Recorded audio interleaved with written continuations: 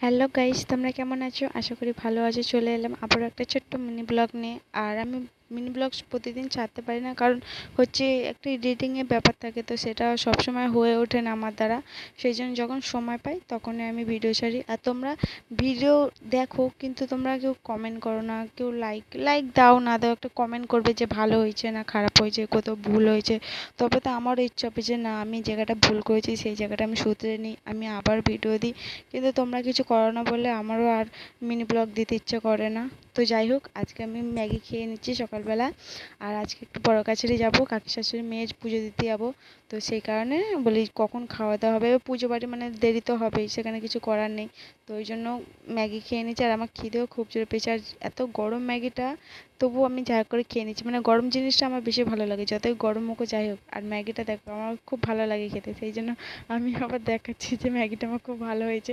কিছুই দিইনি, শুধু জল দিয়ে ফুটিয়ে নিচে মশলা দিয়ে, তবুও আমার খুব ভালো লেগেছে। তো আমি দেখো বাটিটা চেটে পুটে যতটা আছে আমি সব নিয়ে নিচ্ছি।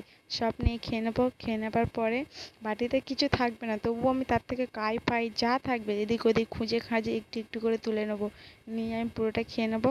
নিয়ে তারপর আমি রেডি হব, আমার ছেলেকে রেডি করাবো। রেডি করে তারপর সেখানে যাব। গাড়িটা আমাদের দাঁড়িয়ে আছে, মোড় মাথায় দাঁড়িয়ে আছে। তো সেখানে আমাদের এই পাড়া থেকে যেতে হবে। তো চেষ্টা করব ওই পুজো দিতে যাওয়ার ভিডিও কিছুটা তোমাদের সাথে শেয়ার করা। তো যদি হয়ে থাকে অবশ্যই দেবো।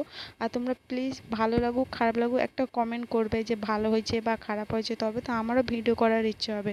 সেই জন্য আমি আর মিনি ব্লগ সেরকম দিই না। তো ভাবছি যে এবার থেকে দেবো, ছোটো ছোটো যা যা হয়, যা স্কিপ পাই তাই দেবো তোমাদের। তো তোমরা প্লিজ কমেন্টে জানিও, ঠিক আছে?